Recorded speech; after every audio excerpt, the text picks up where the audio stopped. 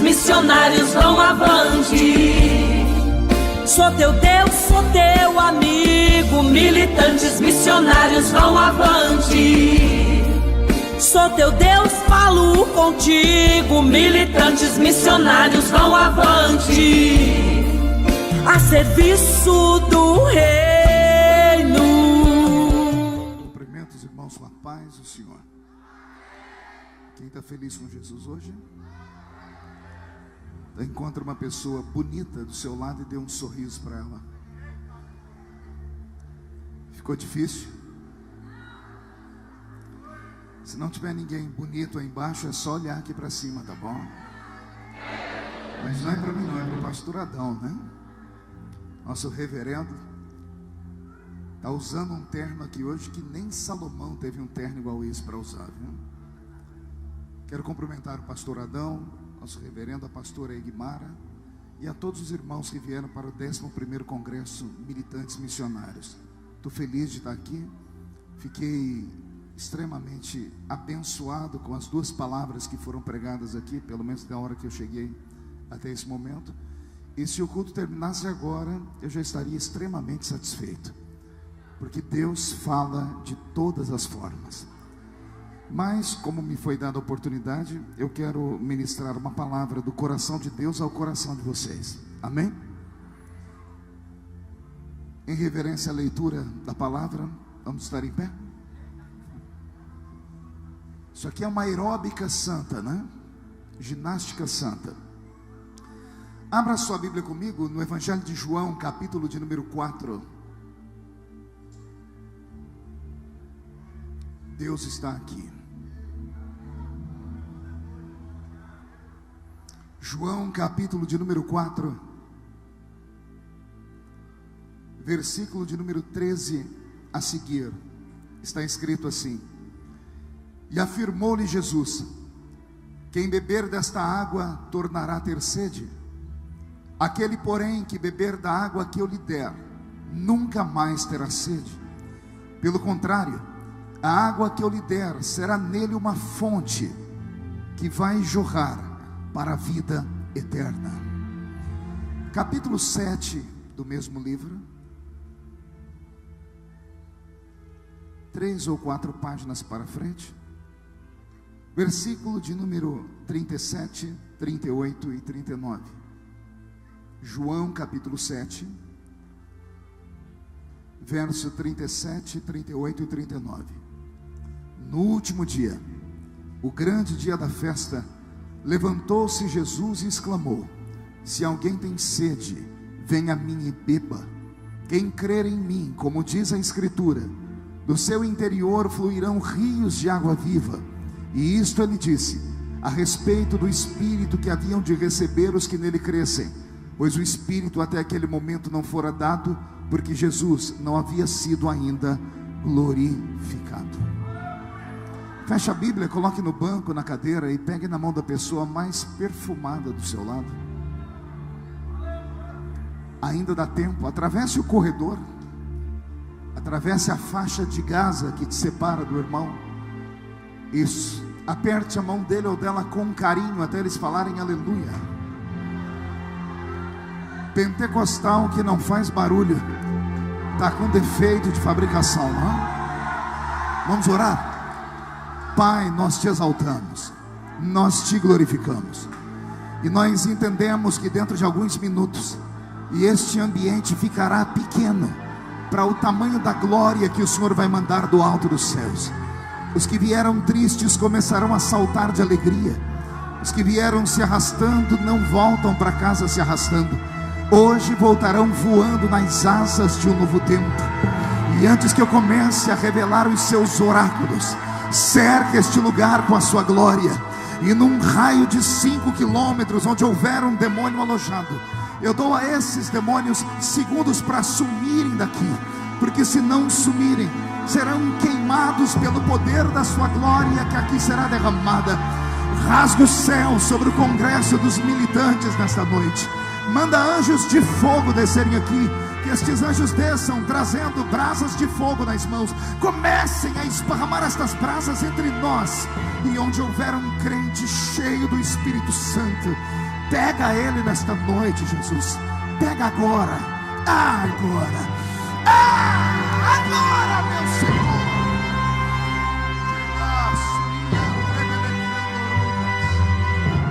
Fala conosco. Fica conosco. É o que eu te peço agora e sempre. E toda a igreja diz. Os que podem, tomem o seu assento aplaudindo a Jesus, porque Ele é bom, porque Ele é maravilhoso. Graças a Deus.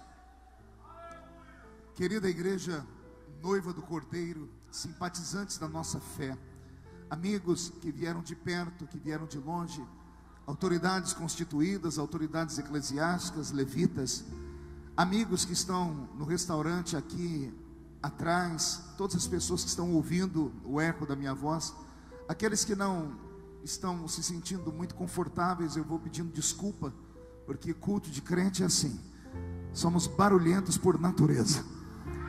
E detalhe, não tem uma gota de álcool aqui, não tem uma carreira de cocaína aqui, não tem uma pedra de crack.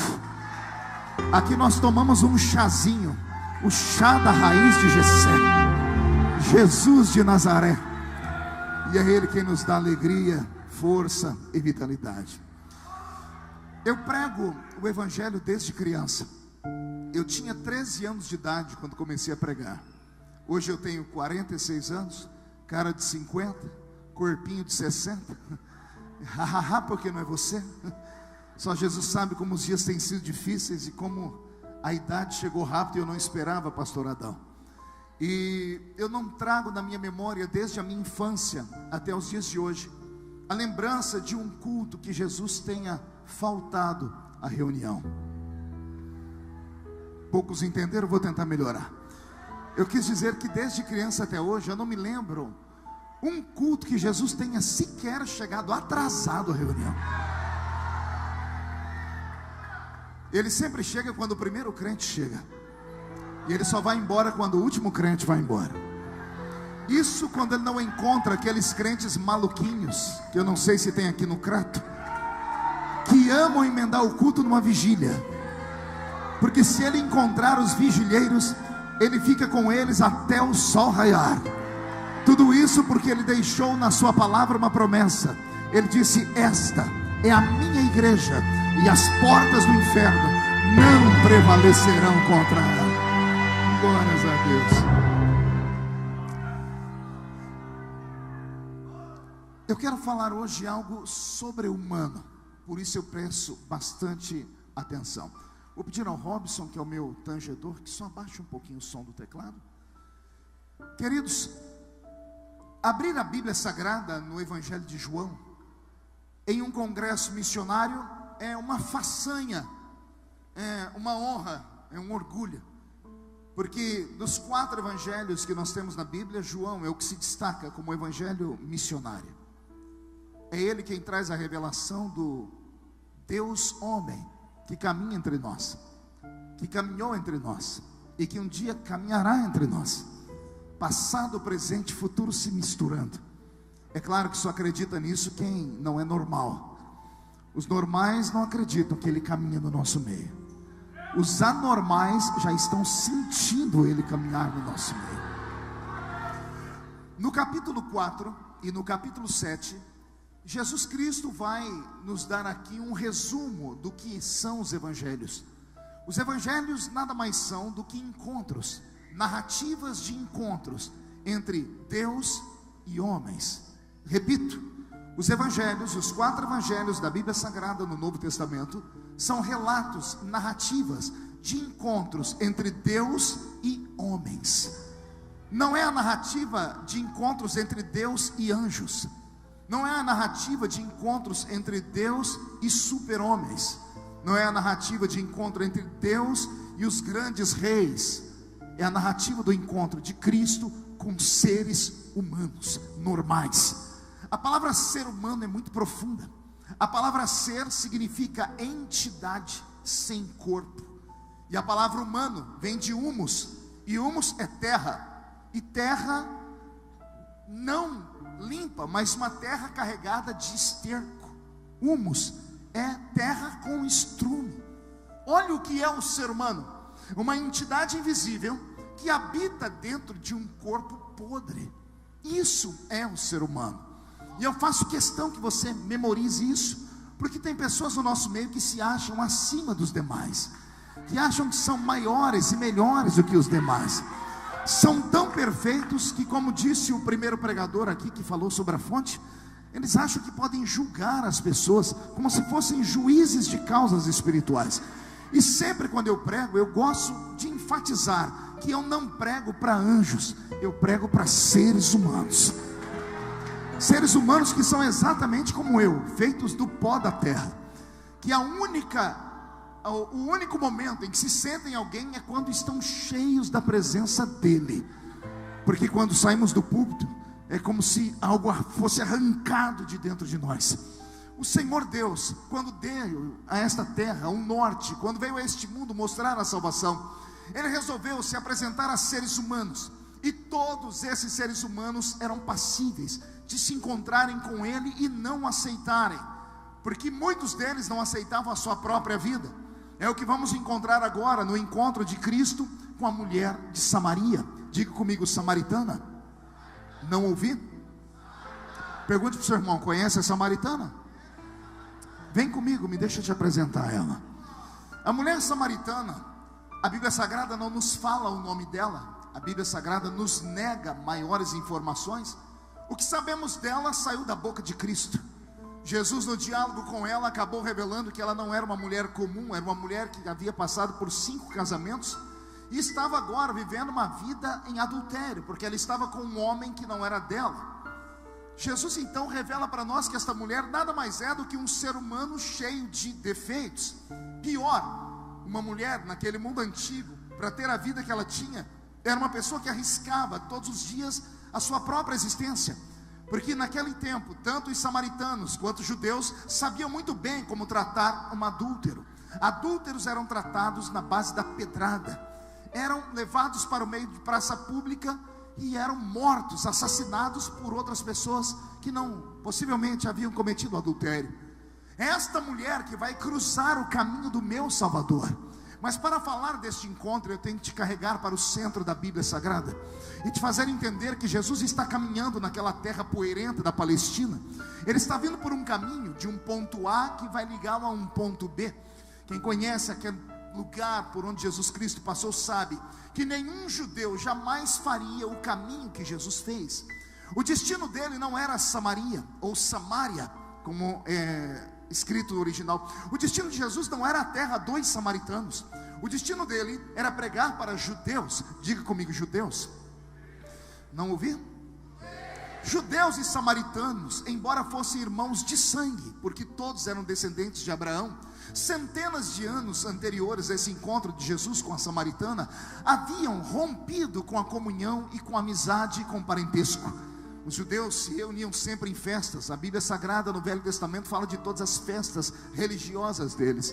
Todas as vezes quando se reuniam em festas, enquanto eles comiam, comungavam, cantavam, bebiam, sempre haviam os religiosos que salmodiavam. E na medida em que um salmodiava, o outro que ouvia o cântico dizia: Deus seja louvado, Oxalá seja o Senhor, santo é o Eterno, bendito seja Deus. E palavras como essa que são palavras de afirmação. Conta a história que um dia um dos judeus estava recitando um salmo. E quando ele terminou de recitar o salmo, a multidão toda respondia a ele: bendito seja o nome do Senhor, porque concordavam com o que ele estava dizendo. Mas na sequência ele emendou um outro salmo, e neste salmo ele disse: Deus tem que ser adorado em Jerusalém. E ao invés das pessoas dizerem amém, bendito seja Deus, se levantou um samaritano e disse: não, está errado. Deus tem que ser adorado no alto da montanha e não em Jerusalém. Se terminasse assim, já estava de bom tamanho. Mas ao invés de terminar assim, o judeu que estava recitando o salmo, ao invés de deixar passar aquela gafe, aquela pessoa que foi deselegante, ele emendou um outro salmo dizendo: não, Deus tem que ser adorado em Jerusalém, porque Jerusalém é a cidade de Davi. O samaritano, em vez de ficar quieto para não acabar com a festa de todo mundo, refutou e disse: não, Deus tem que ser adorado no alto da montanha, porque foi lá que ele se revelou ao seu servo Moisés. O judeu, que poderia ter terminado a conversa, emendou uma nova narrativa e disse: não, Deus tem que ser adorado em Jerusalém, porque é lá que estão as 12 portas proféticas. O samaritano, ao invés de ficar quieto, gritou: não, Deus tem que ser adorado no alto da montanha, porque foi lá que ele deu os 10 mandamentos ao seu servo Moisés. E por causa disto, judeus e samaritanos perderam a comunhão. Nunca mais comungaram, nunca mais conversaram. O ódio que nasceu no coração dos samaritanos e dos judeus foi tão grande que foi traduzido em roupas. Samaritanos criaram vestimentas diferentes dos judeus. Samaritanos criaram costumes diferentes dos judeus, só para que, caso alguém os encontrasse na rua, ninguém cometesse o erro de cumprimentar um samaritano pensando que era judeu, afinal eles eram irmãos. Então criaram, por exemplo, vestimentas de mulher. A mulher samaritana usava um cinto diferente das mulheres judias, só para que alguém olhasse na rua e não desse para ela paz, porque antes de olharem para o rosto, olhariam para a cintura, e na cintura estava um cinto que não era de judeu. Então judeu e samaritano não conversavam mais. Quando eu leio esse texto e rememorei essa história, eu confesso a vocês, eu fico extremamente triste, porque por mais que esse texto esteja escrito na Bíblia, a história esteja escrita na Bíblia, por mais que Jesus tenha rompido com esse preconceito, a história se repete todos os dias, se repete nos nossos dias. Há poucos dias atrás, na minha cidade, numa cidadezinha pequena onde eu moro, Orlândia, 2 irmãs de 2 igrejas diferentes se encontraram em um ponto de ônibus. Uma não conhecia a outra, mas crente não precisa conhecer crente para saber que um crente é crente, né? O crente tem algo dentro dele que testifica com o outro. Foi isso que a Bíblia Sagrada nos diz: o que está em ti testifica com o que está em mim, que todos nós somos filhos do mesmo Deus. E uma olhou para a outra, que olhou para uma e disse assim: a senhora é crente, né? E a outra disse: graças a Deus. E ficaram em pé, deram um abraço, 3 beijinhos. Se terminasse aqui, tinha sido uma benção. Mas quando elas terminaram de dar os 3 beijinhos, uma olhou para a outra e disse: já que somos crentes, estendeu a mão e disse: a paz do Senhor. E a outra disse: a paz de Deus. Quando a outra ouviu a paz de Deus, já soltou a mão da que disse a paz do Senhor. Uma foi para um lado do banco, a outra foi para o outro lado e não conversaram mais. Daqui a pouco, uma olhando a outra de canto de olho, uma não aguentou e disse assim: desculpa, pelo tamanho da sua saia, que está acima do joelho, pelos brincos que estão na sua orelha, e pela maneira como a senhora me cumprimentou, a senhora é daquela igreja que tem ali, né? A irmã disse: meu Deus, ainda existe dom de revelação. Sim, eu sou daquela igreja ali, mas o dom da revelação me pegou também. Sério, por quê? Porque eu também estou olhando a senhora com essa saia comprida, com esse cabelo comprido, com essa língua comprida. A senhora só pode ser daquela igreja ali, né? A pergunta que eu faço é: precisava tudo isso? Se tivesse terminado ali, somos crentes, tinha sido uma bênção. Ah, se eu pudesse voltar no tempo, lá no dia da festa entre judeus e samaritanos, e pegasse aquela discussão idiota, um falando: Deus tem que ser adorado lá em cima, o outro: não, Deus tem que ser adorado aqui embaixo. Eu mandaria os dois calarem a boca e diria aos dois: vocês dois estão certos. Se você acha que adorar a Deus lá em cima é bom, adora a Deus lá em cima. Se você acha que adorar a Deus aqui embaixo é bom, adora a Deus aqui embaixo. O que importa não é onde se adora, é como se adora. Porque os verdadeiros adoradores adoram o Pai em espírito e em verdade.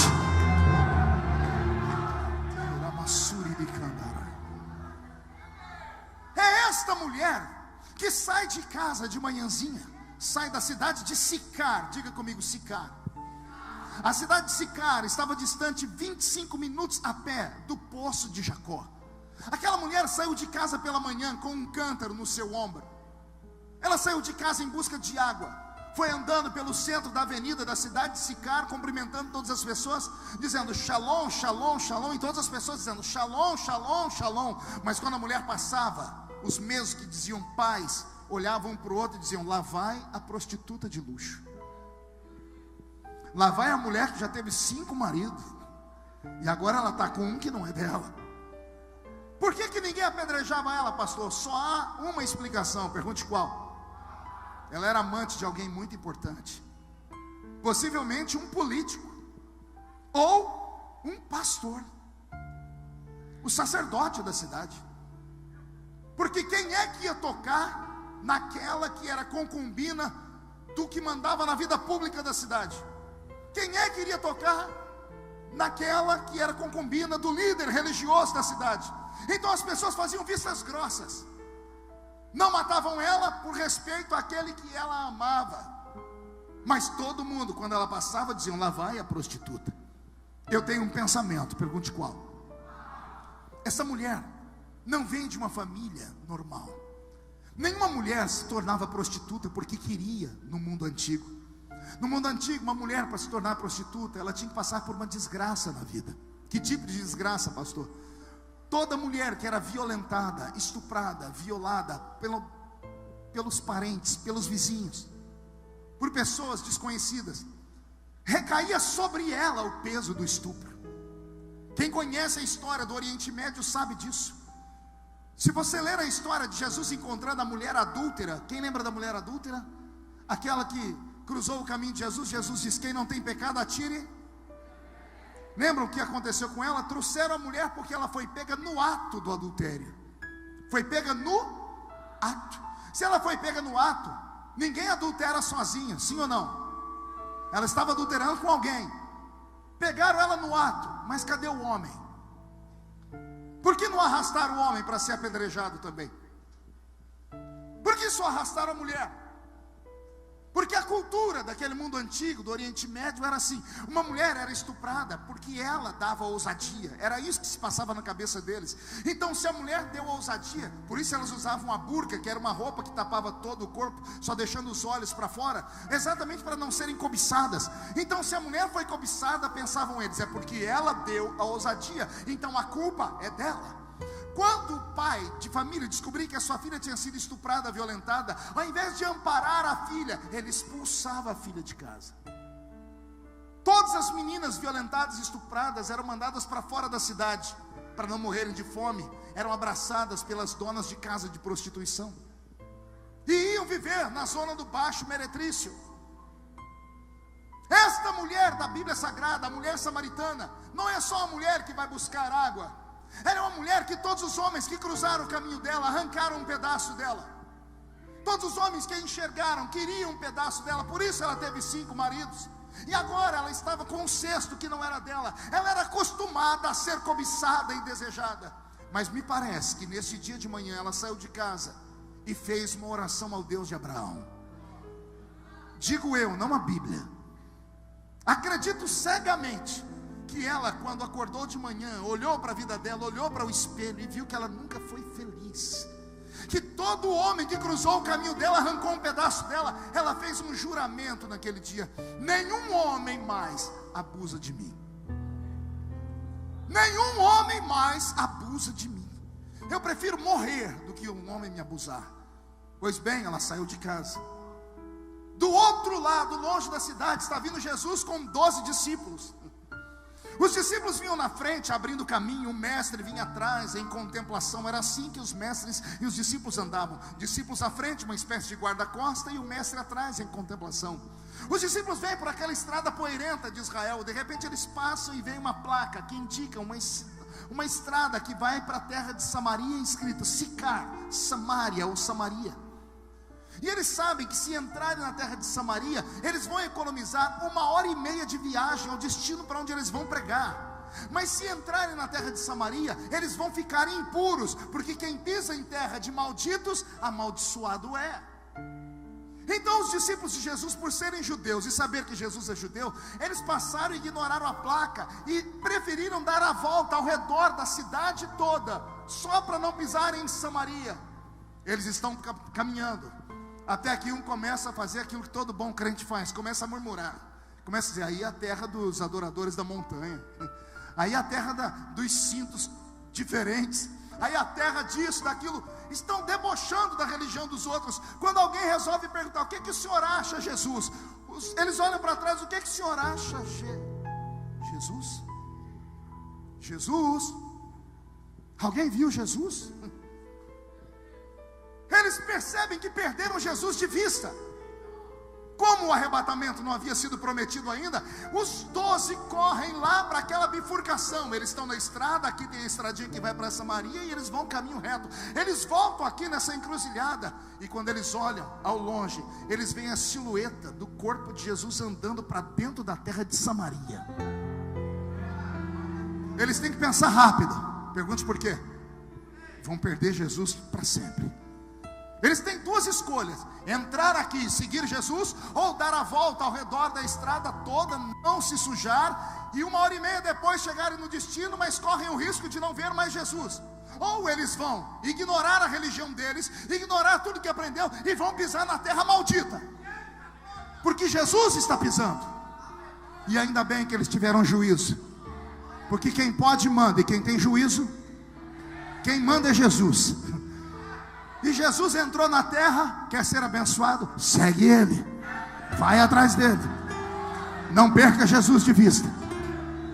Eu imagino aqueles 12 homens andando, senhores, a cada 6 passos eles parando, um encostando no outro, levantando o pé e tirando a poeira do pé, porque a terra é maldita. Mais 6 passos tirando a poeira do pé, porque a terra é maldita. Tire o olhar das costas de Jesus agora, tente enxergar o rosto do Nazareno. Se eu conheço Jesus, os olhos dele estavam brilhando. Ele não entrou ali à toa. Ele entrou ali porque o pai dele ouviu a oração daquela samaritana. A samaritana não queria mais uma vida de miséria. Ela disse que nenhum homem mais tocava nela. Então o pai disse assim: filho, vai se encontrar com ela, que você vai mudar a vida dela hoje. É a única explicação para Jesus quebrar a lei judaica e entrar na terra de Samaria. É a única explicação. E os discípulos estão vindo, tudo com cara feia, parecendo a cara do irmão que está aí do seu lado. Olha para ele que você vai ver. Parece que foi batizado num pote de vinagre, infeliz. Está me olhando aí com esse olho seco, parecendo olho de sapo que morreu no dia de enchente. Segura. Está no culto, já tem 2 horas, mas não abre a boca nem para respirar. Fica me olhando com essa boca travada, essa boca de aço, essa língua de ferro, esse queixo de concreto. Ah, meu Deus.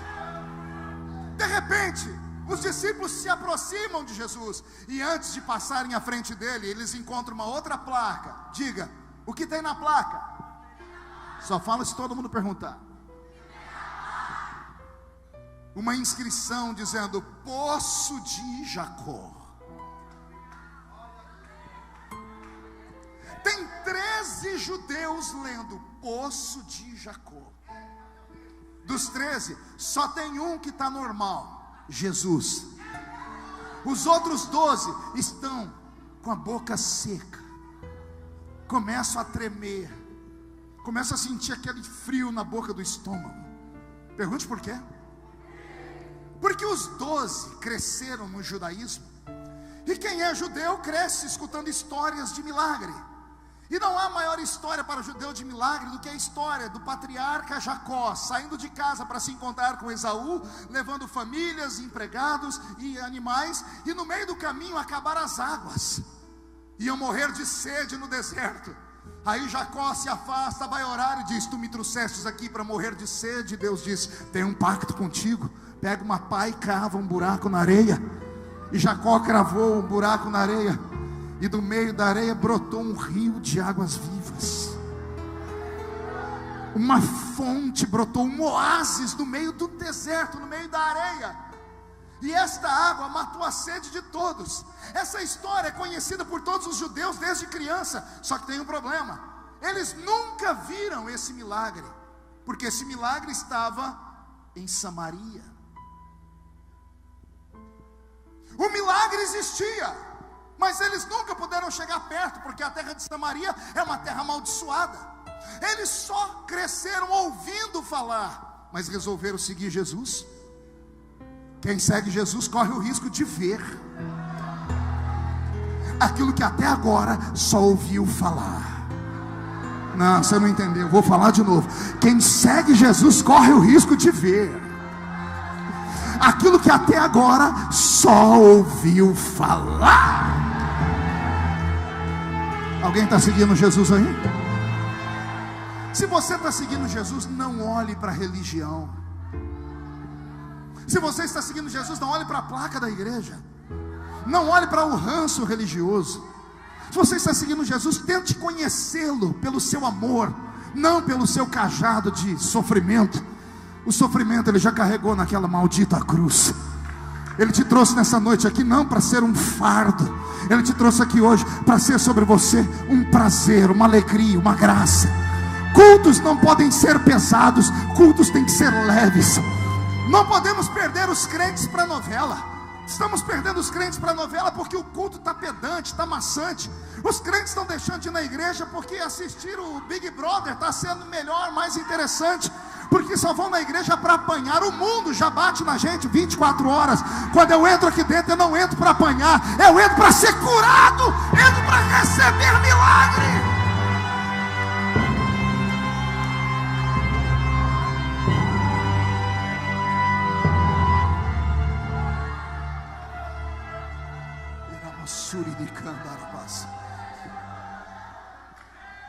Os 12 discípulos estão ao redor do poço. Eles estão sentindo o cheiro da terra molhada. Eles estão ouvindo barulho de águas vivas lá de baixo. E agora que eles estão encantados, porque eles estão vendo aquilo que só ouviram falar. Quando eles acham que aprenderam de tudo, penso eu em Jesus fazendo assim, ó. Todo mundo olhando para ele, ele dizendo: gente, tá quente aqui, não é? Que calor. Pessoal, eu estou com sede. Alguém aí pode me dar um copo d'água? E aí começam os problemas. Os 12 discípulos, um olha para outro, que olha para um, e ninguém tem um cântaro, ninguém tem um balde, ninguém tem uma caneca, ninguém tem uma xícara para dar água para ele. Jesus nunca pediu nada para eles. É a primeira vez que ele vai pedir: eu tenho sede, me dê um copo d'água. E os 12 santos, os 12 acusadores da religião dos outros, os 12 puros, não tem água para dar para ele. Pergunte por que não? Porque andavam com Jesus, mas andavam despreparados. Sabia que isso acontece hoje também? Tem muito crente que vem para a igreja, mas não consegue entrar no culto. Ih, pastor, para me entender tem que ser inteligente. Eu vou falar de novo. Você consegue entrar na igreja, mas você não consegue entrar no culto. E entrar na igreja não é mérito para ninguém. Um dia desse eu estava pregando no estado do Paraná, um ginásio com uma multidão. No meio do corredor do ginásio tinha um cachorro. E o cachorro estava sentadinho ali, deitado, né, me olhando, mas numa reverência. Que eu falei: meu Deus, nossas crianças precisam aprender com aquele cachorro, né? Não param de andar de jeito nenhum. Ah, pastor, mas é tão lindo ver minha filhinha andar. Só a senhora que acha. Só papai e mamãe que acha. Mais ninguém acha. Tira a atenção de todo mundo. Aprenda, cuide do seu filho. Mas voltando, o cachorro estava em reverência. E lá no Paraná o pessoal é mais tranquilo, né? O estado é muito frio e todo lugar frio reverbera na personalidade das pessoas. Lá o pessoal é mais difícil pegar fogo, mas eles pegam. E quando o fogo vem, a glória de Deus desce. Pastor Adão prega muito lá, sabe disso. E daqui a pouco eu fui pregando, até que um crente valente lá atrás deu um grito: glória a Deus! Todo mundo olhou para trás. O cachorro não olhou também?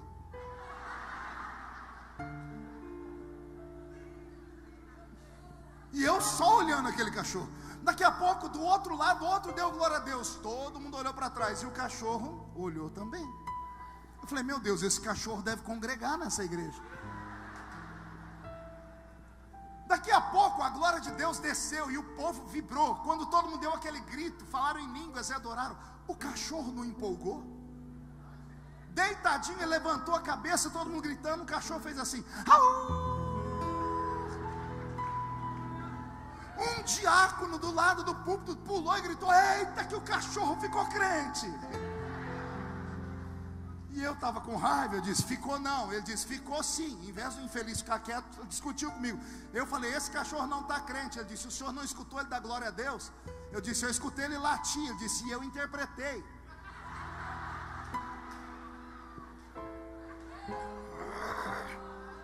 Ah, crente abençoado. Aí eu falei para ele: querido, não, heresia não. Falei: me deixa dar um ensinamento. Nenhum animal irracional dá glória a Deus. Pastor, o senhor não conhece o papagaio do meu vizinho.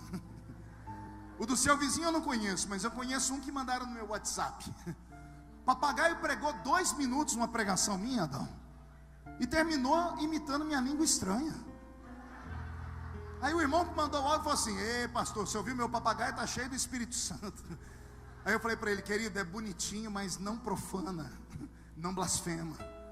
Animais irracionais não dão glória a Deus. Disse: mas o senhor não escutou meu papagaio dando glória a Deus? Eu disse: ele não deu glória a Deus, ele falou glória a Deus. Ele disse: não é a mesma coisa? Eu disse: não.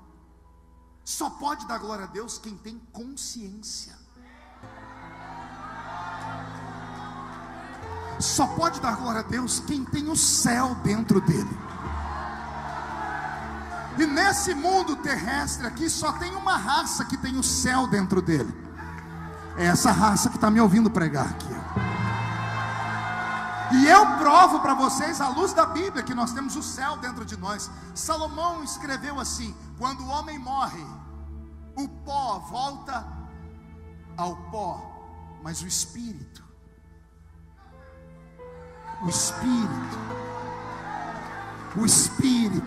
esse volta para o céu, porque veio de lá, volta para Deus. Só pode dar glória a Deus quem tem o céu dentro dele. Animais racionais não podem dar glória a Deus porque eles não têm o céu dentro deles. E quando eu ensinava isso para aquele irmão, eu disse assim: é por isso que criaram aquela piada. Por que que o cachorro entrou na igreja? Porque a porta estava aberta. Ou seja, muitas pessoas conseguem entrar na igreja, arrastam seus corpos para a igreja, sentam nos bancos da igreja, mas não saem dali. O apóstolo Paulo ensina isso aos coríntios: quando vocês se ajuntam, nada acontece, porque vocês só entram na igreja.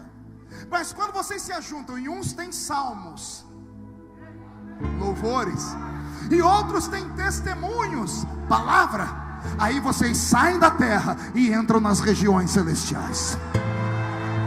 Ei, começamos a falar com Deus na igreja, mas terminamos nas regiões celestiais.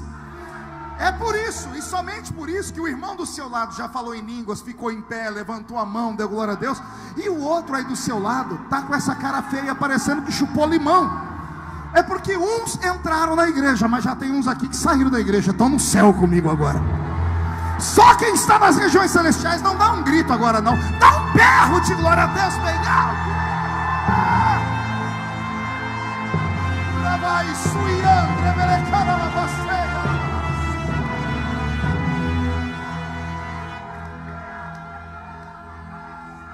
Ouça-me. Os discípulos estão ficando com vergonha, porque é a primeira vez que Jesus pede algo a eles. Jesus pede um copo d'água, e eles não podem dar água. Eles ficam com vergonha, mas Jesus não queria envergonhá-los. Então Jesus diz para eles: aqui na frente tem uma cidade chamada Sicar. Vocês vão na frente, preparem um lugar para eu repousar, comprem comida e água. Eu vou ficar sentado aqui nessa pedra, debaixo deste zimbro, próximo desse oásis, e eu me encontro com vocês lá na frente. Jesus fez isso para os discípulos saírem de perto dele, para eles se aliviarem. Eles estavam com vergonha.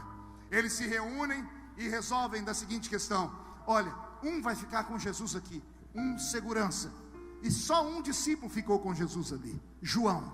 Pergunte como eu sei, porque só João contou a história. João contou isso, é o único que conta essa história. Então João ficou ali, ele foi testemunha ocular daquilo. Os discípulos deixaram Jesus sentado em uma pedra, João ficou ali em pé, espécie de guarda-costa. 11 discípulos estão indo por uma estrada, indo para a cidade de Sicar. Enquanto eles estão indo, no sentido contrário, vem vindo uma mulher. Eles olham para a cintura dela, escândalo. A cintura mostra que ela é samaritana por causa da roupa. Eles olham para o ombro dela, ela tem o que eles não têm, um cântaro.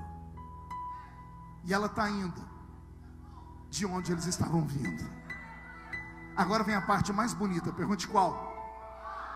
11 discípulos estão indo, amém? 11 apóstolos, amém? 11 judeus, 11 santos, 11 homens que deixaram tudo pelo Evangelho, 11 homens escolhidos por Cristo.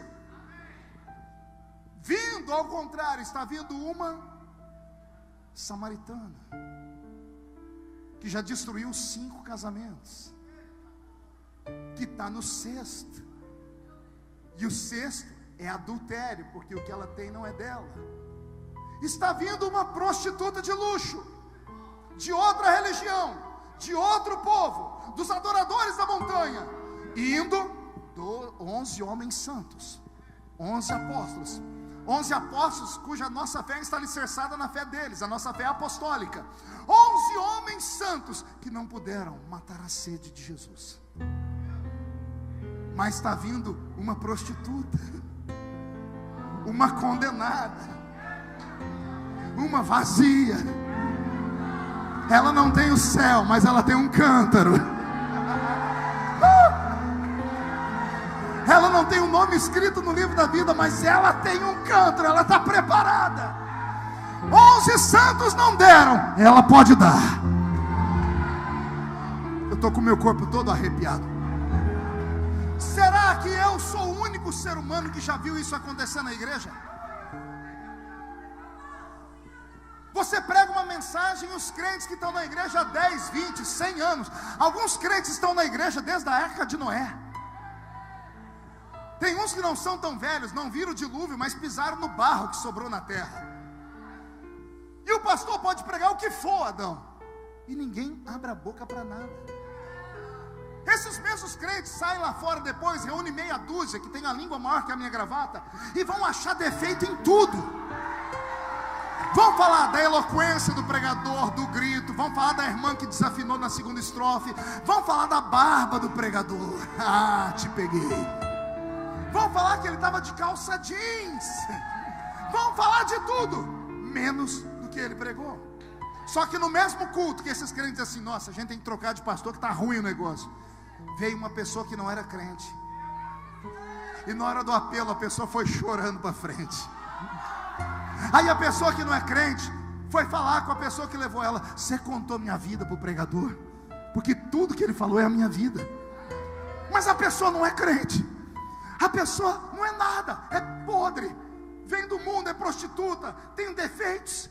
Só que a pessoa vem com um cântaro, e quando ela vem com um cântaro, Jesus para tudo para falar com ela. Do que adianta todo mundo saber que a senhora é crente pela roupa e pelo cabelo, se ninguém mais sabe que a senhora é crente na igreja? Porque não profetiza mais, porque não canta mais, porque não ora como antes, porque não prega mais. Está na hora da igreja viver a verdadeira palavra. Dia desse, pastor Adão, Deus me deu uma palavra, eu estou trabalhando nela ainda. Eu vou liberar aqui para os irmãos guardarem no coração.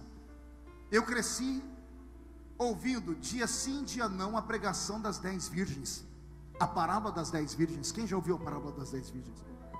Todas as vezes que estava na igreja alguém ia pregar, o chicote comia. Aqui nós temos a igreja, a metade é prudente, a metade é louca, a metade tem azeite na botija, a outra metade não tem. O noivo vai tocar a trombeta, e só quem estiver preparado vai subir com o noivo. E eu já vi tanta gente falar tanta coisa. Esses dias atrás eu estava meditando, e o Senhor disse: filho, abra a parábola das 10 virgens e medite. Eu meditei, eu falei: Senhor, eu conheço isso aqui desde criança. O Senhor disse: leia de novo. Eu li umas 100 vezes. Eu falei: Senhor, o que o Senhor quer me dizer? O Senhor disse: leia de novo. Eu disse: eu li. O Senhor disse: anote os pontos que você encontrou, característica das virgens. Eu disse: virgem. O Senhor dizia para mim: o que significa virgem? Eu falei: pura. São virgens noivas. O que significa ser noiva? Estar com vestes para casamento. Qual é a roupa da noiva? Qual é a cor do vestido de uma noiva? De uma noiva virgem ainda, branco. As 10 virgens não eram 5 virgens e 5 impuras. Todas elas eram virgens. Todas Todas elas estavam usando roupa branca. O noivo não reclamou da mancha na roupa, porque não tinha. O noivo não reclamou porque elas foram defloradas, porque elas perderam a virgindade e ficaram impuras. Não. O noivo reclamou delas não ter azeite.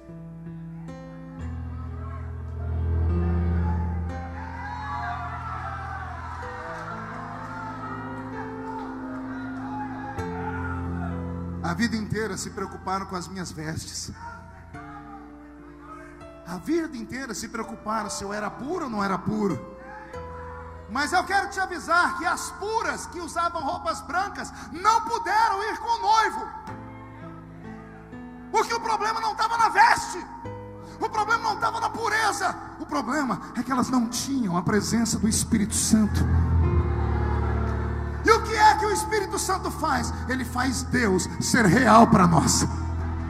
É Ele que nos liga ao céu. Sem o Espírito Santo nós não sentiríamos a palavra, porque é ela que nos convence do pecado, da justiça, do juízo. É Ele que intercede por nós com gemidos inexprimíveis. O Espírito Santo trabalha nos nossos sentimentos.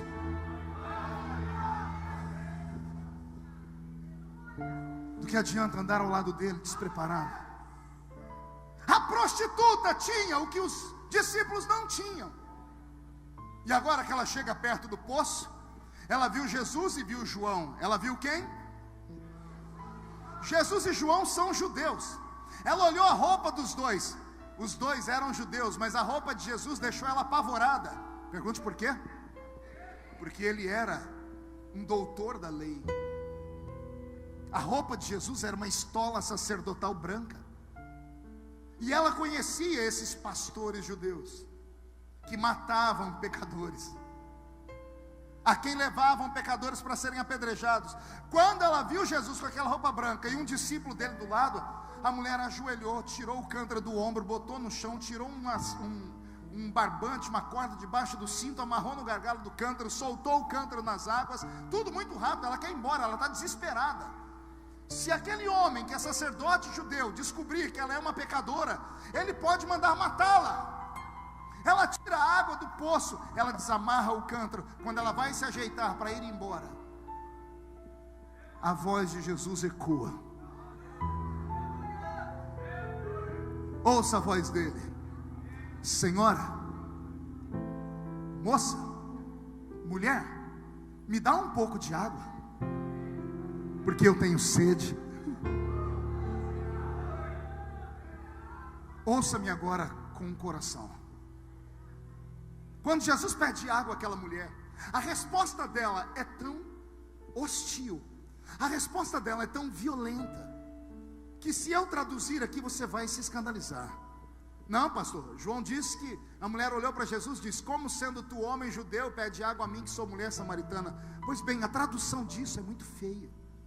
Ela acusa Jesus de duas coisas. Ela joga na cara dele. Primeiro ela diz assim: como sendo tu homem. Quando ela diz isso, ela está falando assim: você não sabe que nenhum homem conversa com uma mulher que não é do seu povo, que não é da sua casa? Homens que conversam com mulher que não é do seu povo, nem da sua casa, não passa de um safado. Quando ela diz, como sendo tu homem judeu, ela não sabia que Jesus era da tribo de Judá. Os judeus naquela época eram chamados de hebreus, e não de judeus. Ela não sabia que Jesus era da tribo de Judá. Judeu era aquele que pertencia à religião do judaísmo. Pela roupa branca, ela entendeu que Jesus era um líder da religião judaica. Então ela diz: como sendo tu homem, um macho e religioso, vem falar comigo que sou mulher e sou samaritana. Aquela mulher foi grossa. E isso me chamou a atenção, porque ela afrontou Jesus. E Jesus está com um capanga do lado dele, que é João. É uma samaritana contra dois judeus. E ela está afrontando um doutor da lei. Se Jesus fala: João, mata essa pecadora, João pegava pedra, pau e matava ela apedrejada ali. Ainda mais que Jesus já sabia a condição dela. Jesus já sabia que ela não era mulher de ninguém. Aquela mulher arriscou a vida dela. E é isso que chama a minha atenção. E eu fico Ao invés de ficar bravo, eu fico emocionado. Porque é aqui que eu completo a minha tese, a minha teoria. Quando ela afronta Jesus, deve ter sido por causa da oração que ela fez em casa. Nenhum homem mais toque em mim. Ela achou que Jesus era mais um. Ela achou que Jesus era mais um. Ela achou que Jesus estava cantando ela. Ela achou que Jesus estava se insinuando para levar ela para a cama, como todo mundo levou. E como ela fez um propósito: nenhum homem toca mais em mim. Ela dizia: eu morro, mas ninguém toca mais em mim. Então ela afrontou Jesus: você é um homem que não tem vergonha na cara, está pedindo água a mim, que sou mulher samaritana. Ela arriscou a vida dela. A mulher deve ter fechado os olhos, esperado chuva de pedras e paus. João está com o coração saindo pela boca, dizendo: vai Jesus, me manda que eu mato. E o silêncio é quebrado por uma outra frase de Jesus, e essa frase é forte. Aí Jesus diz assim para ela: ah, mulher, se tu soubesses quem sou eu.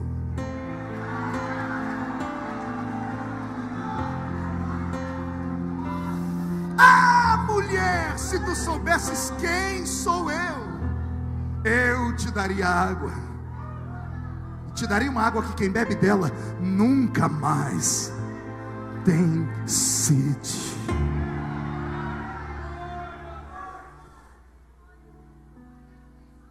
Quando Jesus diz isso a ela, a mulher se desequilibra. A palavra dele foi tão profunda e tão doce, que ela esperava um xingamento, uma maldição, um palavreado pesado. Mas quando diz: ah, se tu soubesses quem sou eu. Você quer ver como é que ela responde? Mas tem que ouvir com o espírito. Primeiro ela diz: como sendo tu homem judeu. Diga: homem judeu. Primeiro ela chama ele de as duas palavras de. Olha como muda. Aí Jesus diz para ela: se tu soubesses quem sou eu. Aí a mulher responde assim: mas Senhor.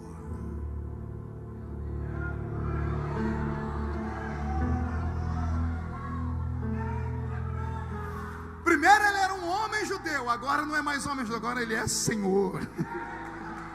Mas Senhor, só reconhece o outro como Senhor quem sabe que o outro é maior do que ele. Mas Senhor, o poço é fundo e tu não tens como tirar água daqui. Era tudo que Jesus queria, uma oportunidade de diálogo.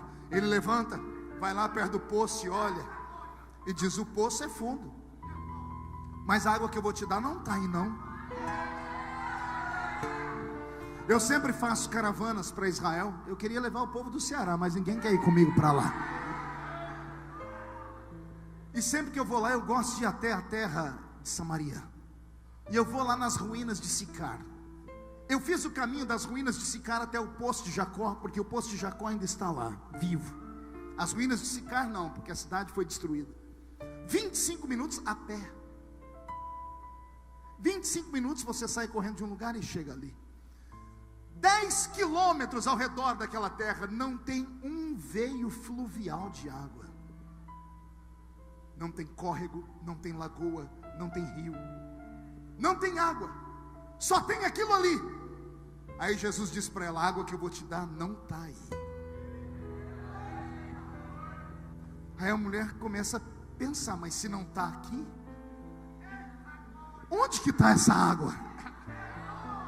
Aí Jesus se apresenta: eu sou a fonte da água da vida.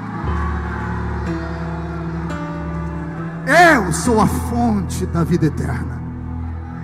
Aquele que bebe da água que eu tenho para dar nunca mais tem sede. E eu queria fazer uma pergunta: quem aqui já bebeu desta água? Deixa eu ver. Só quem já bebeu dessa água, levante a mão direita, chacoalhe ela, coloque no ombro de quem está à sua direita, por favor. Agarre o ombro da pessoa para mim com carinho. Oh, tem gente que nem para me obedecer presta, raça ruim. Agarra o ombro da criatura, agarrou, chacoalha a pessoa até ela ficar irritada. Irrita ela, chacoalha ela. Diga: Deus te trouxe aqui para isso. Sacode, sacode, sacode. Diga: para isso. Deus te trouxe aqui para sacudir a sua fonte. para sacudir a sua casa, a sua família, o seu ministério, para sacudir a sua palavra, para sacudir o seu trabalho. Deus te trouxe aqui para sacudir o estado do Ceará.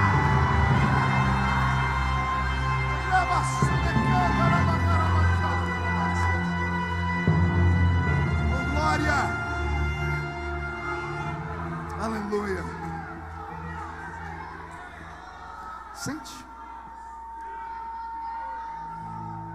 Jesus olhou para a mulher e disse assim: se as minhas palavras permanecerem dentro de você, vai nascer dentro de você uma fonte.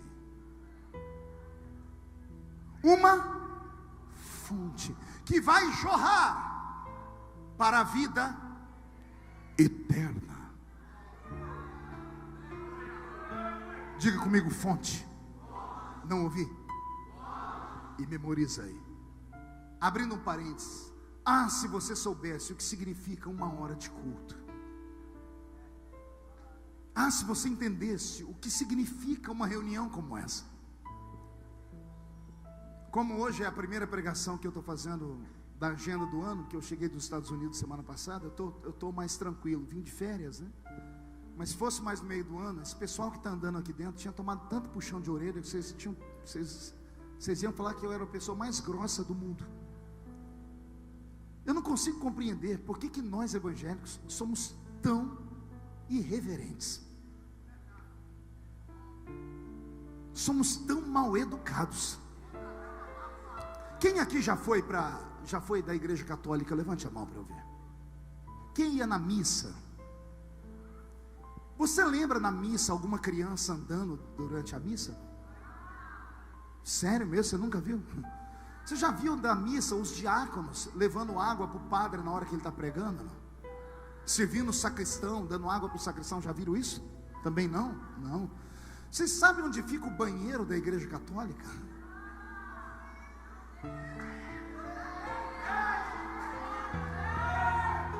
Se tem, ninguém sabe onde fica. Aí Jesus te salvou, criatura, te trouxe para o meio dos crentes. Calma. O amor dele por você foi tão grande que nem, olha como Deus é bom. Você não precisa mais acordar de manhã para ir na missa de domingo. O seu culto é à noite. Você tem o dia inteiro para fazer tudo que você tem, e à noite você cultua. Deus é tão bom que até isso te deu. Aí você tem o dia inteiro para ir no banheiro. O culto é 1h30. Você podia ir no banheiro antes do culto, ou ir no banheiro depois do culto. Mas o bom crente pentecostal não, ele vai no meio do culto. Parece que ele recebeu a unção da salvação e foi tão grande que a unção desceu para a bexiga. Só pode ser. Não, e detalhe, a pessoa nunca vai sozinha. A pessoa precisa de uma testemunha para ir com ela. Vamos comigo no banheiro? Deixa eu te dizer uma coisa. O que faz o ambiente ser sagrado, gente, não é a placa que está lá fora, não. Porque se fosse isso, esse lugar hoje não era sagrado, porque aqui é um clube. O que faz esse ambiente ser sagrado é uma presença invisível que está aqui. Pode ser o alto de uma montanha, onde só tem pedra, terra e graveto seco. Se a presença se manifestar, e um crente curioso quiser chegar perto, antes vai tomar um puxão de orelha. Vai ouvir a presença falar assim: quer chegar perto de mim? Eu deixo, mas antes, tira as alparcas dos seus pés, porque esse lugar é uma terra santa. Ah, se você soubesse o que pode acontecer em uma hora de culto, você nem respiraria direito na igreja. Você lembra a distância que eu falei? De Sicar até o Poço de Jacó, 25 minutos a pé. Quantos minutos? O diálogo daquela mulher com Jesus não durou 15 minutos. Foi a pregação mais rápida que Jesus fez. 15 minutos no máximo. Eu fiz o teste, eu soltei um cântaro lá dentro, tirei água, não deu mais que 15 minutos de conversa. 25 com 15, 40. A mulher ficou tão apaixonada que ela deixou o cântaro e voltou correndo para a cidade. Ela veio andando, gastou 25, foi correndo, gastou só 20. Porque eu fiz o trajeto correndo para ter certeza. 40 com 20, 60 minutos é igual a uma. Ah, se você soubesse o que Deus pode fazer na sua vida em uma hora. Ah, se você soubesse. Aquela mulher saiu de casa 1 hora atrás como prostituta de luxo. 1 hora depois ela volta como a maior missionária do Novo Testamento. A maior missionária. Ela entrou na cidade e não foi falar no Facebook não, viu? Ela não foi postar no Instagram não. Ela chegou na cidade, não foi falar com a vizinha não. Ela foi para o centro da cidade e começou a gritar: eu encontrei o Messias! Eu encontrei o Messias! E a Bíblia diz: e toda a cidade de Sicar, vou repetir, e toda a cidade de Sicar desceu no poço para ver Jesus.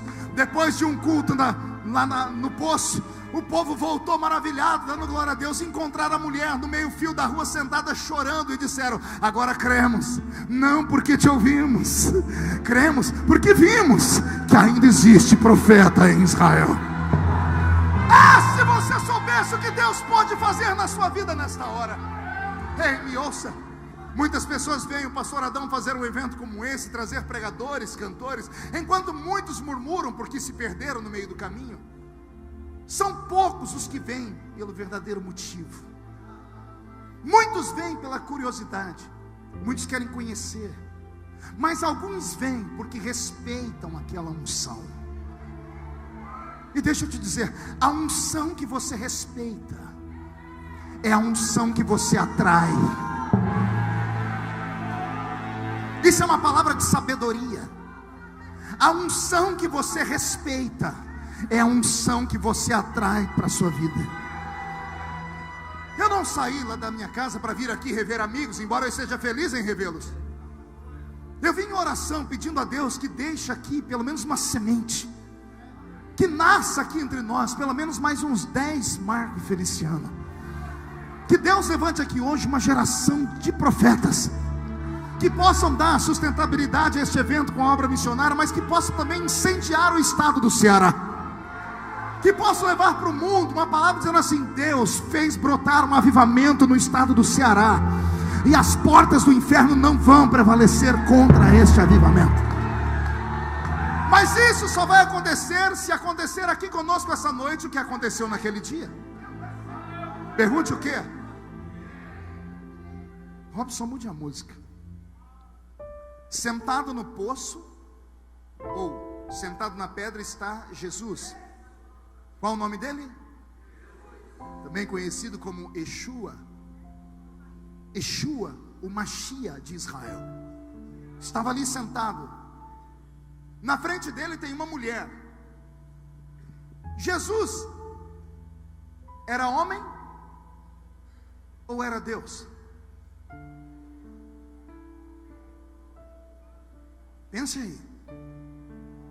Sentado naquela pedra está um homem ou está Deus?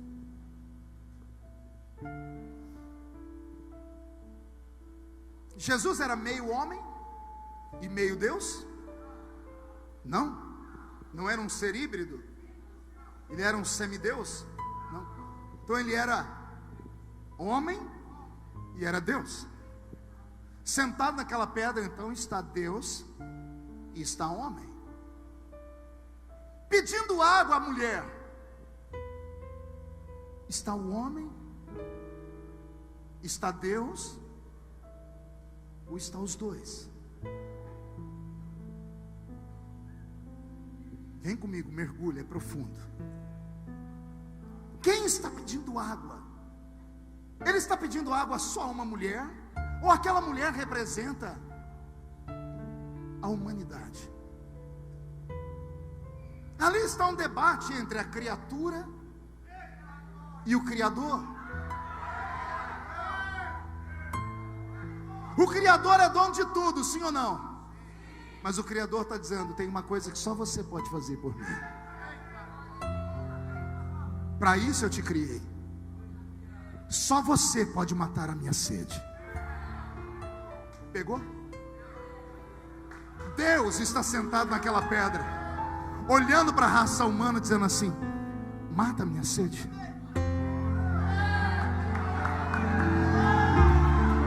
mata a minha sede. Pastor, sede é uma necessidade, exatamente.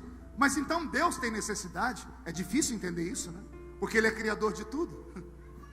Não existe nada que Ele não possa fazer. Mas existe uma coisa que mesmo podendo fazer, Ele não faz por causa do seu caráter. Que graça tem você comprar uma roupa nova e ter que andar com a etiqueta pendurada para todo mundo perguntar: oh, a etiqueta pendurada, é que eu acabei de comprar essa calça?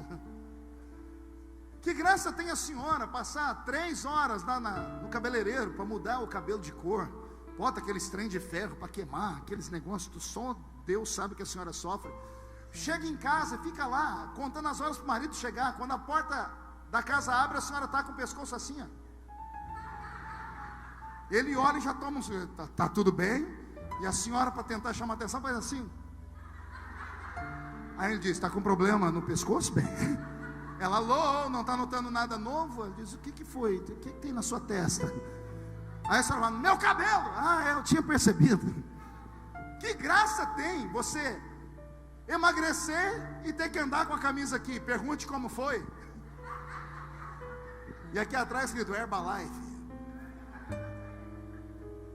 Interessante as pessoas olharem para você e dizer assim: nossa, que roupa bonita, nossa, que aparência boa.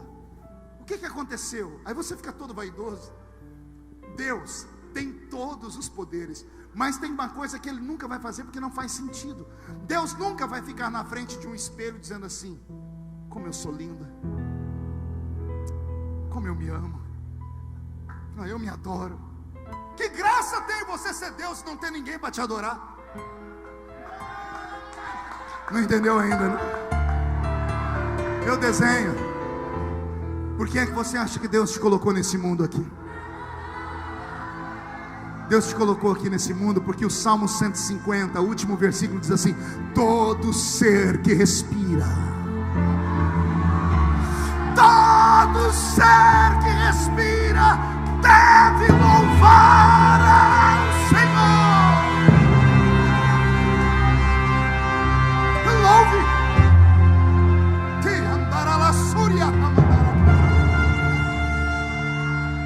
Foi para isso que Deus te fez. Os nossos cultos estão mudando.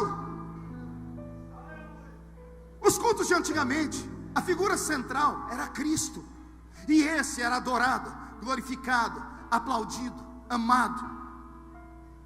A figura do culto moderno é o homem. A mensagem é para massagear o ego, como você encontrar um emprego, como você ser feliz no casamento, como você conseguir ficar mais bonitinho mesmo tendo essa barba estranha. Nossos cultos estão virando reuniões de autoajuda. Nossos pastores estão deixando de ser pastores e pregadores para serem coachings, para serem motivadores.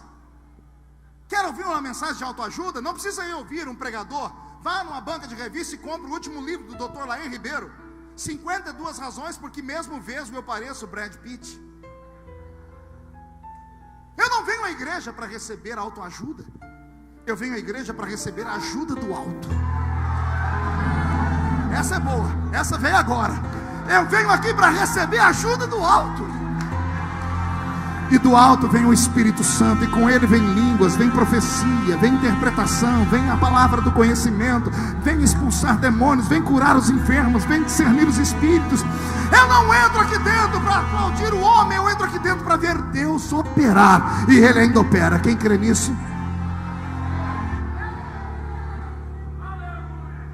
Deus te trouxe nessa noite aqui para te dizer assim: só uma maneira de fazer missões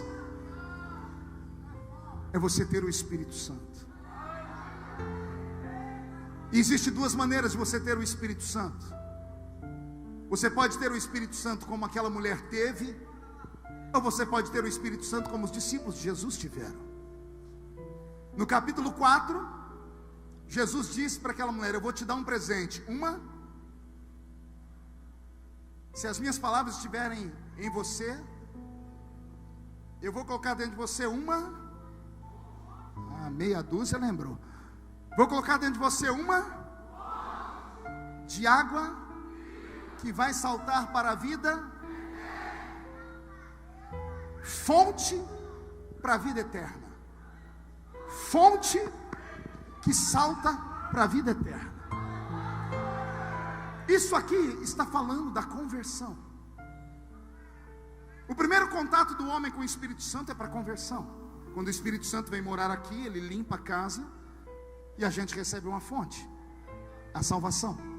Essa fonte jorra para a vida eterna. Existem duas maneiras de você ter o Espírito Santo. Jesus disse para aquela mulher: eu vou te dar uma fonte. Uma semana depois, Jesus está conversando com os discípulos e está todo mundo igual o irmão do seu lado aí, todo mundo borocochô. Aí Jesus percebe que tem alguma coisa estranha. Ele chama Pedro e diz: Pedro, o que está acontecendo? E Pedro, como é aquele que não aguenta ficar com a língua na boca, falou: Senhor, está todo mundo bravo com o senhor aí. O que foi, Pedro? Semana passada lá, ué. O que foi que semana passada? Aquela zinha lá. Que zinha, Pedro? Aquela samaritanazinha lá. E o que tem a samaritana? João contou para nós. O quê? Que o Senhor deu um presente para ela, uma tal de fonte que jorra para a vida eterna.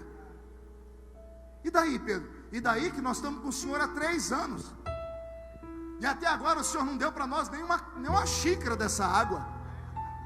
E para aquelazinha lá o Senhor já deu logo uma fonte. Eu imagino Jesus dando uma gargalhada, dizendo assim: esse é o problema, chama a patota lá, vem todo mundo. Aí vem todo mundo olhando para Pedro, olhando para Jesus, falando: Pedro, cagueta. E Pedro, gente, ele tem revelação. Daqui a pouco Jesus fala: vocês estão bravos porque eu dei para uma samaritana uma fonte? Vocês acham que eu sou injusto? Eu conheci ela em 15 minutos e dei uma fonte. Vocês estão comigo há 3 anos. Vocês acham mesmo que eu não dei essa fonte para vocês? Pedro, sim senhor, onde é que você arrumou coragem para pular de madrugada de um barco em cima de um rio, agitada a água, e andar em cima das águas? Pedro engasgando, e Jesus falando: Pedro, só não teme a morte quem tem a fonte da água da vida, Pedro. Tiago e João, onde é que vocês dois arrumaram coragem para chegar em mim e falar assim: a gente pode orar para cair fogo e destruir aquela cidade lá, porque não receberam a gente bem? Só não leva afronta para casa quem tem a fonte da água da vida. Vocês outros 9 aí, como é que os demônios respeitam vocês e as enfermidades saem? Porque vocês têm a fonte. E eu imagino agora 12 crianças, 12 homens parecendo meninos com o olhinho brilhando, um falando para o outro: eu tenho, e o outro: eu também. Estão dizendo: eu sabia que eu tinha. De repente Jesus para e diz: ei, calma. Para aquela mulher eu dei uma fonte. Eu dei a mesma fonte para vocês há 3 anos. O que vocês fizeram com a fonte? Explica, Senhor, explico. Se a fonte não foi entulhada, e se ela respirou, dentro de vocês não tem mais uma fonte. Agora tem um rio. Um rio de águas vivas. Pegou aí ou não? Para a mulher Jesus deu uma fonte. Para os discípulos ele disse um rio. Para a mulher, a fonte vai jorrar para a vida eterna. Para os discípulos, um rio de águas vivas fluirão do seu interior. E isso ele disse a respeito do Espírito que haviam de receber os que nele crescem, porque o Espírito ainda não fora dado, por isso eles não haviam recebido, e o Espírito não havia sido ainda dado a eles, porque eles não haviam glorificado. Olha que interessante. Para a mulher Jesus deu uma fonte. Os discípulos para a mulher, os discípulos e a mulher e os discípulos. Olhe para o seu irmão e diga assim: você é salvo? Responde aí para o seu irmão se você é salvo. Diga: no dia que você foi salvo, a fonte foi plantada em você.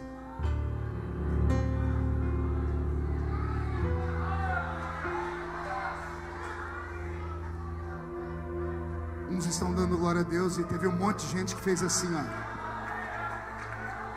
Eu te entendo. Você compreendeu a pregação. Deixa eu te fazer uma pergunta.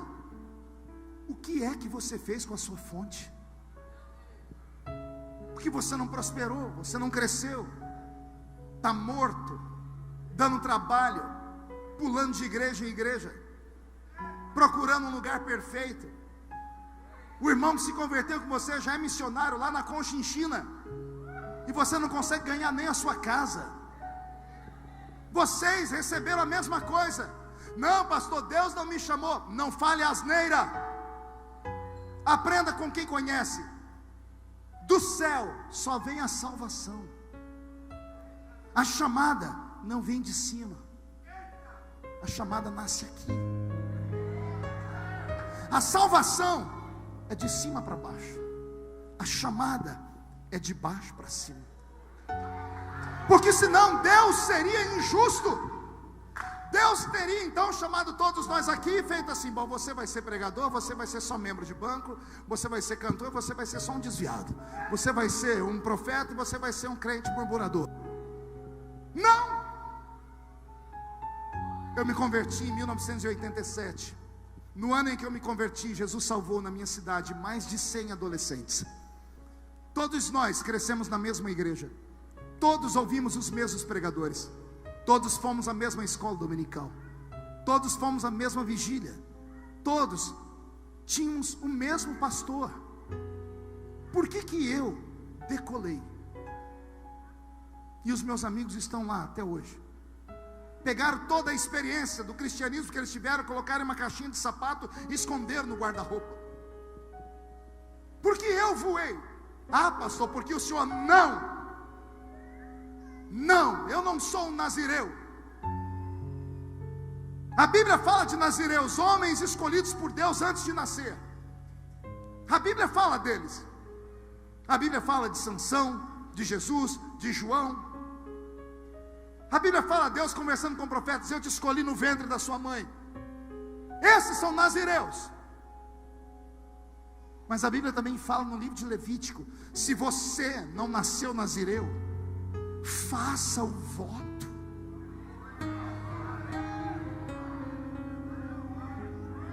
Entendeu? Se você não nasceu escolhido, se entregue e deseje, e bata a porta, e se jogue no altar, e faça seus sacrifícios, e suba um monte para orar, e renuncie a sua vida, e seja diferente, e você vai ver o que Deus vai fazer na sua vida. Eu entendi isso quando era menino. Eu entendi isso, eu entendi que Deus podia me levantar, sendo eu ou não um crente com pedigree. Porque tem alguns que têm pedigree. Você sabe disso, né? O pai é pastor, o tio é pastor, o avô é pastor, até o cachorro é pastor alemão. E quem não é? E quem não tem nada? Vai ficar dependendo dos outros? Eu me lembro como se fosse hoje. Eu tinha 15 para 16 anos.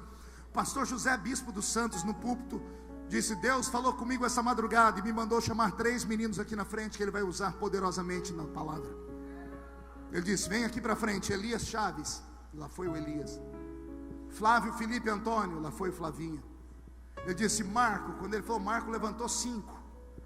Nome de pobre é uma tristeza, né? Tinha 5 Marcos na igreja. Aí ele falou: não, são todos os 5, não, é só um, é o Marco Belisário. Quando ele falou Belisário, Belisário foi para frente. Os outros sentaram e eu sentei. O pastor começou a orar por esses meninos, a igreja ficou de pé, mas caiu uma unção na igreja. E eu, ao invés de sentir alegria pelos meus irmãos, eu senti uma inveja. Me deu uma dor aqui dentro. E eu comecei a brigar com Deus. Eu disse: o Elias, a mãe, dirige o círculo de oração, eu entendo. O Flavinho, o pai dele era pastor batista e virou assembleiano, eu entendo. O Marco Belisário, o pai dele é um dos obreiros mais antigos da igreja, eu entendo. Quer dizer que o senhor só chama quem vem de família? E eu, que não tenho ninguém crente em casa, no meio da oração, como existe um Deus no céu, eu peguei minha Bíblia rasgadinha e minha harpa, saí andando pelas ruas da cidade. Eu morava com 12 pessoas em 2 cômodos. Eu fui andando pelas ruas da cidade brigando. Eu disse: Deus, eu quero. Eu não tenho, mas eu acredito. Eu não posso, mas o Senhor pode. Eu não sou, mas o Senhor é. Eu quero. Eu sofri mais do que você possa imaginar. E olha onde Deus me colocou. A salvação já está sobre você, a fonte já está aí. Fazer a fonte virar um rio depende de você. Depende de você. Depende de você. O que é que você fez com a sua fonte? Vendeu ela?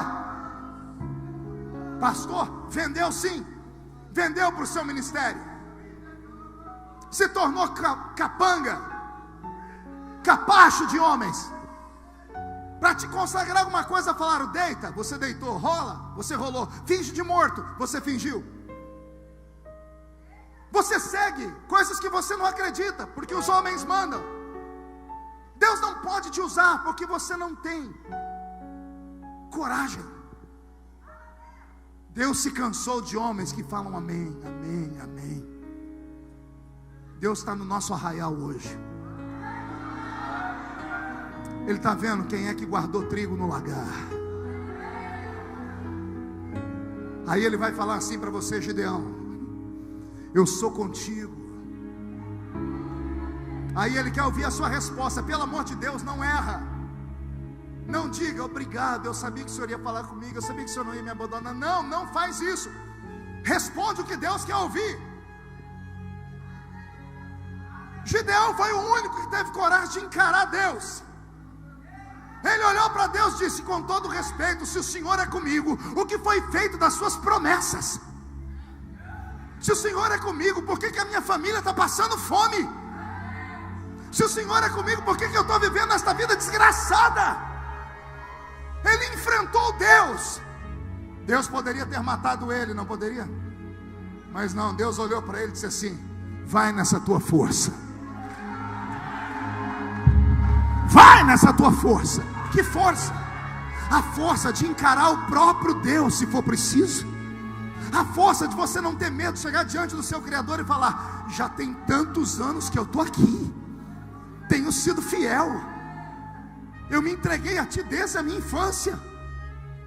Deus está procurando alguém que tenha coragem de acreditar na sua história. Se você matar a sede de Deus esta noite e desentulhar a sua fonte vai virar um rio. E eu profetizo que por onde as águas desse rio passar, o que estiver morto vai ressuscitar. E um tempo de avivamento como nunca antes houve no Brasil vai nascer. E oxalá esse avivamento brote aqui no Congresso dos Militantes nesta noite. Eu tenho certeza que nesses dias de festas, até o dia 11, Deus fará prodígios e maravilhas aqui. A abertura é sempre mais difícil. O pastor Adão é inteligente. Na abertura ele colocou o pior pregador, que sou eu, né? Os melhores vêm amanhã. Mas se hoje Deus já está fazendo isso, imagina que Deus vai fazer de amanhã até o dia 11 aqui. Deus quer um tete a tete com você. Chega de fonte entulhada. Só quem quer viver um rio, fique de pé comigo, por gentileza.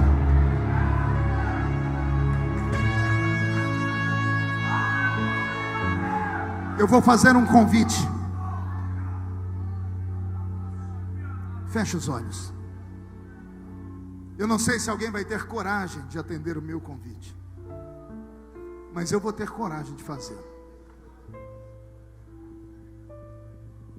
Eu não quero orar para pular, para cair, para...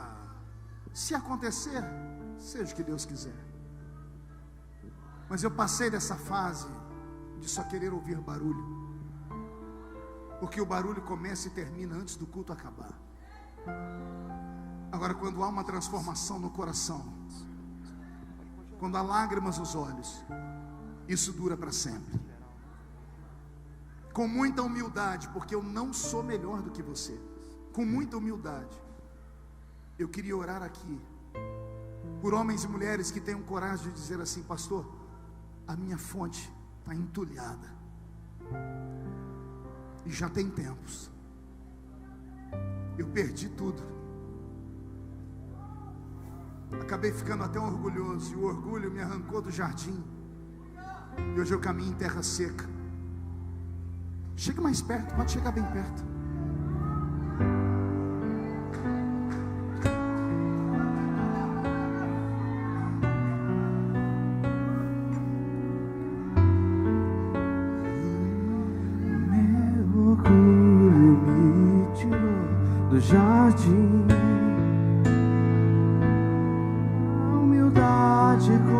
colocou jardim em mim.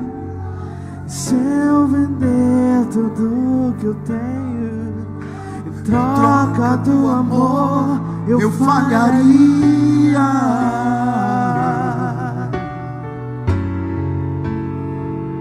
Pois o amor não se compra, nem se merece. O amor se ganha, de graça o recebe. Eu quero conhecer Jesus. Eu quero conhecer Jesus. Eu quero conhecer Jesus. Vem. Eu quero conhecer Jesus. O meu orgulho me tirou do jardim. Tua humildade colocou jardim em mim. Se eu vendesse tudo que tenho em troca do amor, eu falharia.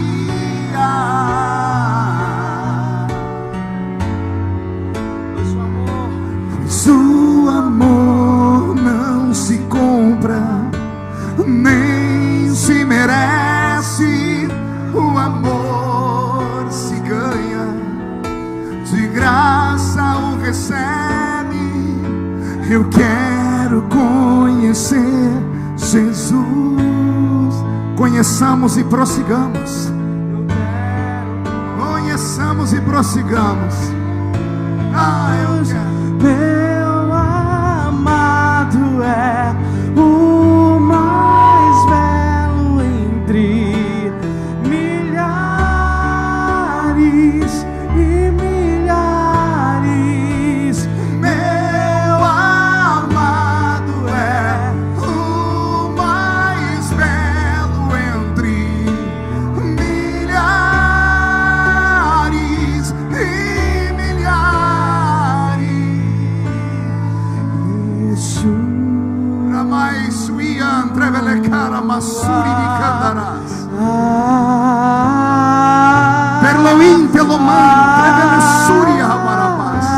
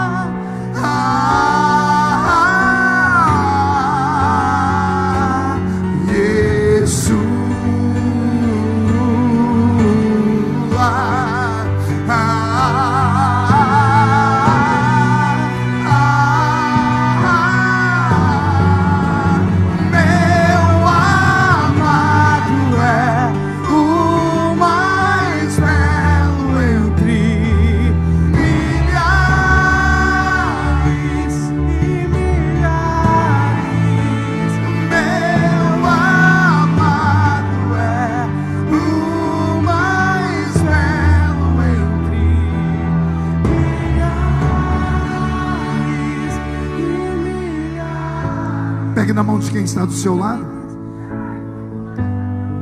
Remasuia andrevele carabas. Perloia andrevele suri di candorobas. Raya istuia aqui andrevele snerimando. Perloia andre telemante leve suria aste. Ravai istuia aqui andrevele suri di candorobas. Comece a renovar o seu povo, meu Pai. Comece a plantar de volta a alegria e transporta-nos para o seu jardim nesta noite. Mostra a sua glória nesta noite. Os batizados com o Espírito Santo sejam renovados. Os que nunca falaram em língua sejam batizados com o Espírito Santo agora. Transforma, Senhor, o ministério do seu filho, o ministério da sua filha. Pai, enquanto os seus filhos estão orando, eu quero fazer a mais simples oração de todas, que é a oração do Pai Nosso. Só que eu não quero só orar, Pai, eu quero cantar. Porque o Senhor é o Pai que está no céu.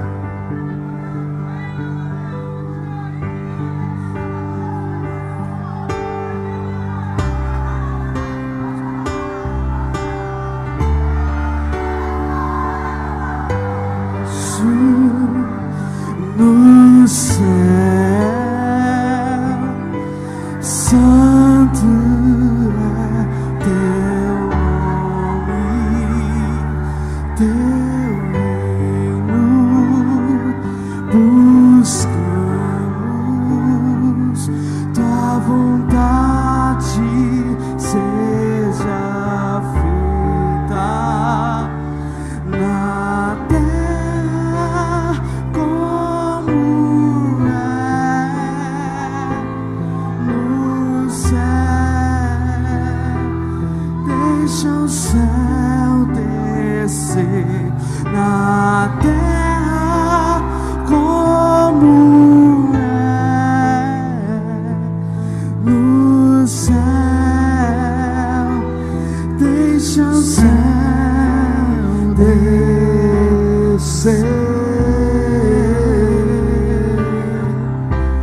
Deixa o céu descer. Deixa o céu descer. Deixa o céu descer. Solte as mãos do seu irmão e ergue as mãos aos céus. Deixa o céu descer. Abre o céu, ó Deus.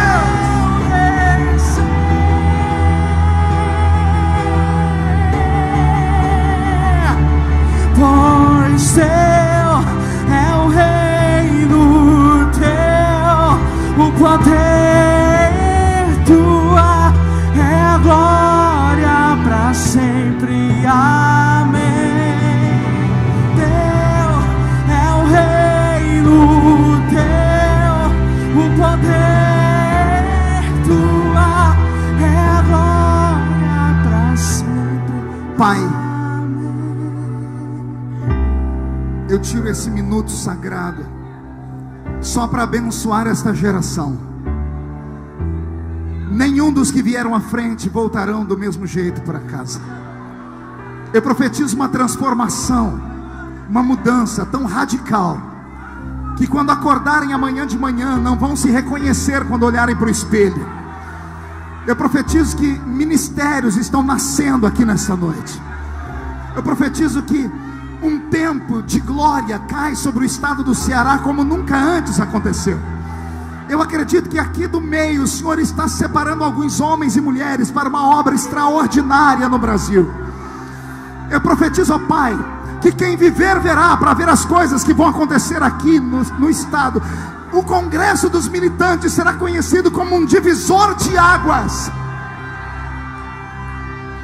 Levante a mão direita para o céu comigo todos e diga em nome de Jesus: todos os demônios que lutaram contra a minha vida, contra a minha família, contra a minha igreja, contra o meu país, eu ordeno, venha para a palma da minha mão, feche a sua mão com autoridade.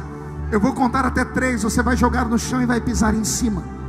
E depois que você pisar em cima, você vai abraçar pelo menos 3 pessoas e vai dizer: Jesus vem buscar uma igreja viva, que tem um rio de águas vivas dentro dela. Você nunca mais será o mesmo. 1,5. Sua família sentirá orgulho de você de novo. 2. Quem viver verá o que vai acontecer no estado do Ceará. 2,5. Eu profetizo que a cidade de Crato será chamada de capital do avivamento do estado do Ceará. 3.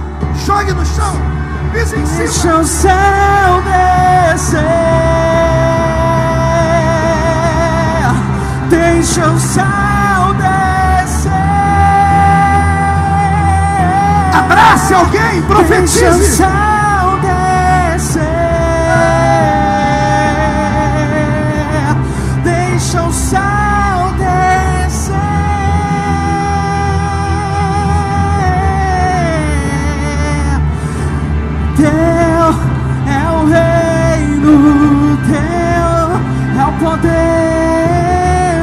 tua é a glória para sempre. Amém. Teu é o reino, teu é o poder, tua é a glória para sempre. Amém. Abra um corredor aqui para mim, por favor. Abra um corredor aqui para mim. Isso.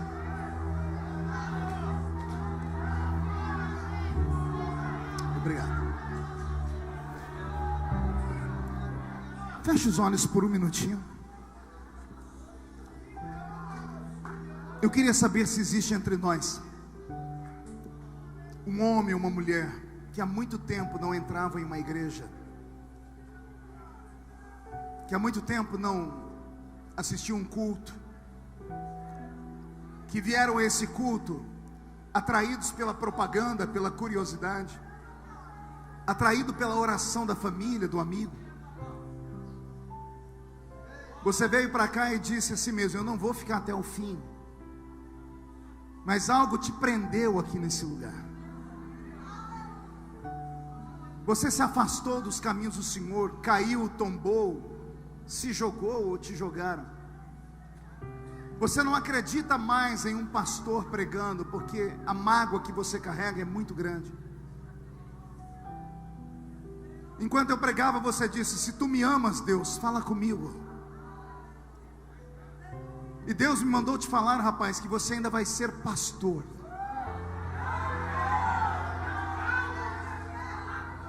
Que a senhora será uma grande mulher de Deus ainda.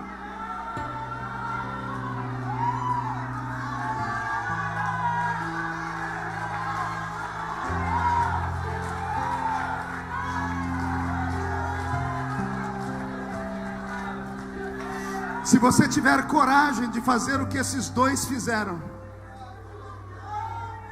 você que está afastado, tiver coragem de sair do seu lugar e vier aqui como essas pessoas estão fazendo aqui, Deus vai mudar a sua vida hoje. Vai te devolver tudo que foi roubado. Vai reescrever a sua história. A fonte vai ser desentulhada e vai nascer um rio. Isso, vem chorando mesmo. Gente, abre o corredor para mim, por favor. Abre o corredor para mim, abre o corredor. Deixa as pessoas estão vindo. Enquanto os meus irmãos estão voltando, será que tem alguém no nosso meio que não é evangélico? Pastor, eu sou de outra religião, ou não tenho religião nenhuma. Eu não entendi nada do que o senhor falou, mas eu senti tudo, pastor.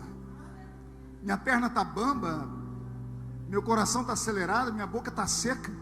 O que é isso? Você não vive dizendo, amigo, que o dia que Deus te chamar, você vem? É Jesus te chamando hoje. Ele quer mudar a sua vida como Ele mudou a vida da mulher samaritana. Sua vida está um inferno.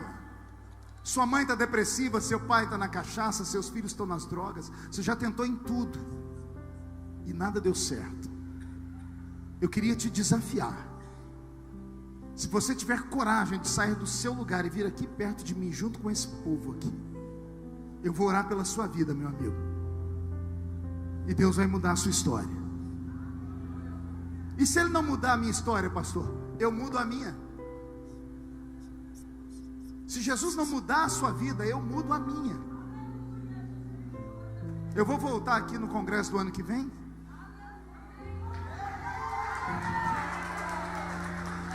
Se o pastor Adão não me trouxer, eu venho de jegue para cá. E aí você pode vir e falar: pastor, minha vida não mudou nada. Eu rasgo a minha Bíblia, se a sua vida não mudar. Agora você tem que ter coragem, tem que entregar a sua vida para Jesus.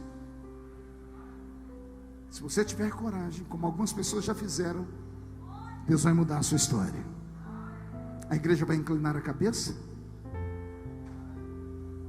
E eu estou te esperando. Vem. Força. Convida o seu amigo aí. Agora é hora de você atuar como evangelista. Isso, as pessoas estão vindo. Não importa. importa quem você é,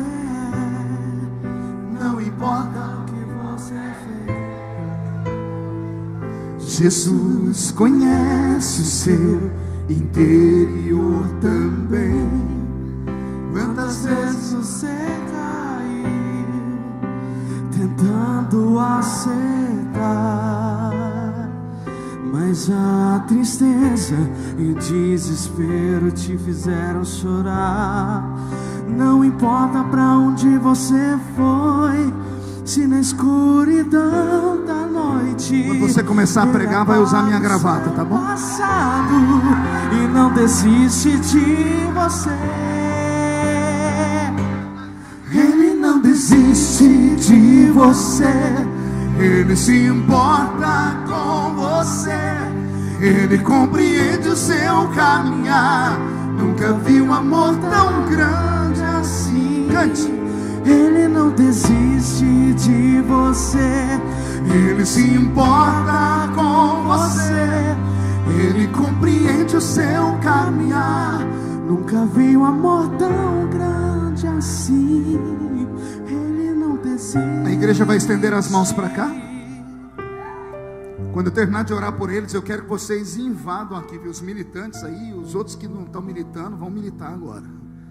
Eu quero que vocês abracem até quebrar a costela deles. É brincadeira, é brincadeira. Aí você vai dar um beijo na pessoa, vai pegar o número do telefone dela, vai pagar uma Coca-Cola para ela hoje, uma pizza, uma lasanha. E amanhã você vai cuidar dessa pessoa até o dia 11. Pai, nós colocamos na sua mão essas vidas. É o primeiro dia da festa. E o Senhor abre com chave de ouro. Os seus filhos que pregaram antes de mim, araram a terra, regaram a terra. Eu só plantei. Agora o Senhor vai dar o crescimento, Pai. Que essas vidas sejam perdoadas. O nome delas escrito no livro da vida. Os pecados esquecidos, apagados, encobertos, jogados no lago de fogo de enxofre. As maldições quebradas. E quando saírem daqui, sairão escoltados pelos anjos. E depois dessa noite, quem viver verá, para ver o que o Senhor fará na vida deles. E só quem crê diga amém. E invade. Vai, Robson. Ele não desiste de você. Ele se importa com você. Ele compreende o seu caminhar. Nunca vi um amor tão grande assim. Ele não desiste de você. Ele se importa com você. Ele compreende o seu caminhar. Nunca vi um amor tão grande assim. Ele não desiste. Amém, igreja? Militantes missionários vão avante. Sou teu Deus, sou teu amigo. Militantes missionários vão avante.